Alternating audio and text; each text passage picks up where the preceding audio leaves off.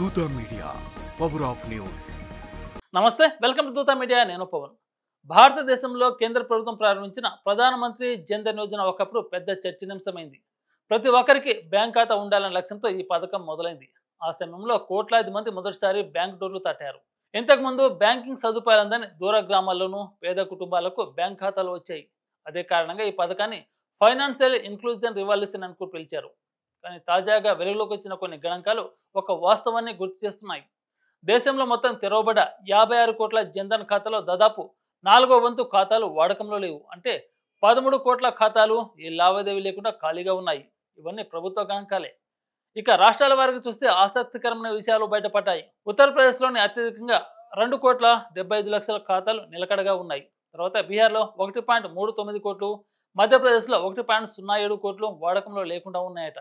ఇంకా ఇతర రాష్ట్రాల్లోనూ ఇలాంటి లక్షలు ఉన్నాయి.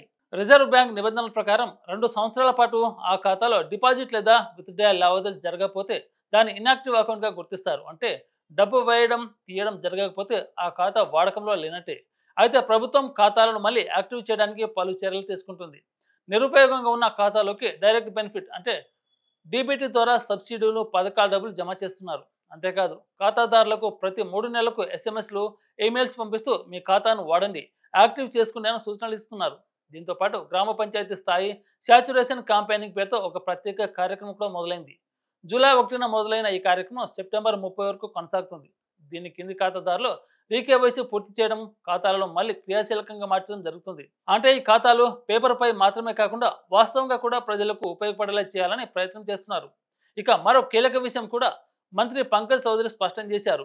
యూపీఐ లావాదేవీలపై ఇప్పటికే ఎలాంటి ఛార్జీలు విధించే ఆలోచన ప్రభుత్వానికి లేదన్నారు. ఇది సాధారణ వినియోగదారులకు నిజంగా శుభవార్తే. ఎందుకంటే ఈ రోజుల్లో చిన్న పెద్ద అనే తేడా లేకుండా ఎక్కువ చెల్లింపులు యూపీఐ ద్వారానే జరుగుతున్నాయి.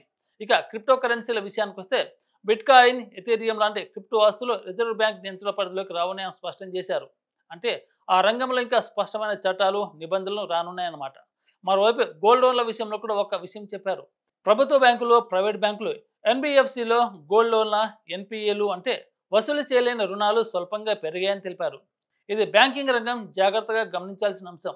మొత్తం మీద ఈ వివరాలను ఒక స్పష్టమైన సంకేతాన్ని ఇస్తున్నాయి. జన్ధన్ పథకం వల్ల కోట్లాది మంది బ్యాంకింగ్ వ్యవస్థలోకి వచ్చారు. కానీ ఖాతాలను యాక్టివ్గా ఉంచడం, వాడకం పెంచడం ఇప్పుడు పెద్ద సవాల్గా మారింది. ఈ సమస్యను దాటగలిగితే ఆర్థిక లక్ష్యం మరింత బలంగా నెరవేరుతుంది.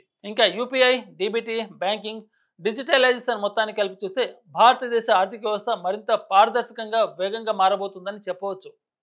ఇలాంటి ఇంట్రెస్టింగ్ అప్డేట్ కోసం దూత మీడియాను సబ్స్క్రైబ్ చేయండి. Thank you. For more updates please subscribe దూత మీడియా.